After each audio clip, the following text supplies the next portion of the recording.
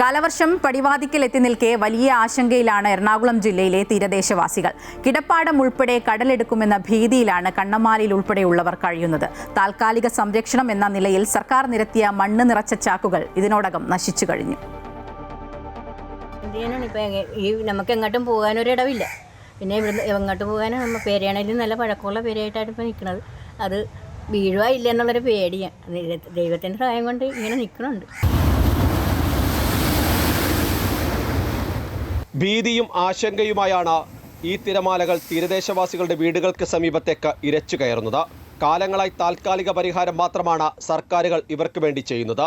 കണ്ണമാലി, ചെറിയ കടവ് പ്രദേശങ്ങളിലാണ് കടലാക്രമണ ഭീതി രൂക്ഷമായി നിലനിൽക്കുന്നത്. മണൽ നിറച്ച ജിയോ ബാഗുകൾ നിരത്തിയിരുന്നെങ്കിലും കനത്ത വേനൽ ചൂടിൽ അവ പൊട്ടിപ്പൊളിഞ്ഞു. പകരം സംവിധാനത്തിനായി ചെളി കലർന്ന മണ്ണ് ഇറക്കി തുടങ്ങിയിട്ടുണ്ട്. പക്ഷേ അടുത്ത ദിവസം തന്നെ കടൽ കയറി തുടങ്ങും. അതുകൊണ്ട് എത്രയും വേഗത്തിൽ പുതിയ ബാഗുകൾ സ്ഥാപിക്കേണ്ടി വരും. നടപടി വേഗത്തിലായില്ലെങ്കിൽ വീടുകളിലേക്ക് ചെളിവെള്ളവും എത്തും. ഓരോ മഴക്കാലവും ദുരിതപൂർണമാണെന്ന് വീണ്ടും വീണ്ടും പറയുകയാണ് കണ്ണമാലി നിവാസികൾ. കടൽ കയറ്റം കഴിഞ്ഞാൽ ഇത്രയും ഭാഗം ഞങ്ങൾ മുങ്ങിപ്പോയി. ഇവിടെ മാത്രമല്ല, കണ്ണമാലി കിഴക്കേ സ്കൂൾ വരെ, കണ്ണമാലി പള്ളി സ്കൂൾ വരെ മുങ്ങിപ്പോയി. ഇവിടെ നിന്ന് ഇവിടെ എന്ന് പറഞ്ഞത് ഈ പടിഞ്ഞാറ് വശമൊന്നും ഇല്ലാതെ എൻ്റെ പേര് ഇടുകയാണ്. മഴയും കടലും ശക്തമാകും. കടലിളകണമല്ല, കടലിളകിയാൽ അത് എല്ലാ വർഷവും ഉള്ളതാണ്. കടലിന് ഇളക്കം ഉണ്ടാകാം, അത് ഇളകും. ആ സമയത്താണ് വരുന്നത്. അവിടെ ഒന്നുമില്ല. പടിഞ്ഞാറ് വേഗം ഉറഞ്ഞു പോയിരിക്കണമാണ്.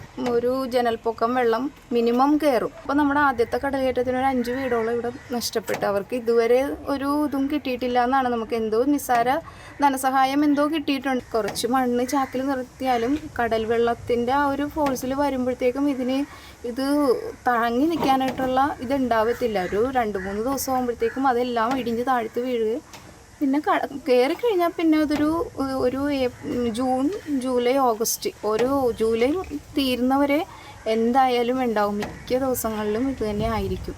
ന്യൂനമർദ്ദം, കാറ്റ്, ഒഴുക്കിന്റെ ദിശ എന്നിവയ്ക്കനുസരിച്ചായിരിക്കും കടൽക്ഷോഭത്തിന്റെ ശക്തി വ്യക്തമാകുക. കൊച്ചിൻ പോർട്ട് കുഴിച്ചെടുത്ത മണ്ണ് തീരക്കടലിൽ നിക്ഷേപിച്ചാൽ ഒരു പരിധിവരെ കടലാക്രമണം തടയാനാകും. എന്നാൽ ഇക്കാര്യത്തിൽ ഇപ്പോഴും അന്തിമ തീരുമാനം കൈക്കൊണ്ടിട്ടില്ല. കടലാക്രമണം രൂക്ഷമാകുമ്പോൾ 3 മാസം വരെ വാടക വീടുകളിലേക്ക് മാറുകയാണ് തീരദേശവാസികൾ ഇപ്പോൾ ചെയ്യുന്നത്. പലരും സ്ഥലവും വീടും വിറ്റ് മറ്റ് സ്ഥലങ്ങളിലേക്ക് മാറി. കഴിഞ്ഞ കടലാക്രമണത്തിൽ വീട് നഷ്ടമായവർ വീണ്ടും പുതിയവ നിർമ്മിച്ചു തുടങ്ങുകയാണ്. ഏതായാലും ആശങ്കകൾക്ക് അറുതിയില്ലാത്ത മേഖലയായി തീരദേശം മാറി തുടങ്ങിയിട്ട് വർഷങ്ങളേറെയായി. ഇപ്പോഴും പരിഹാരം അകലെയാണ്. അമൃത ന്യൂസ്, കൊച്ചി.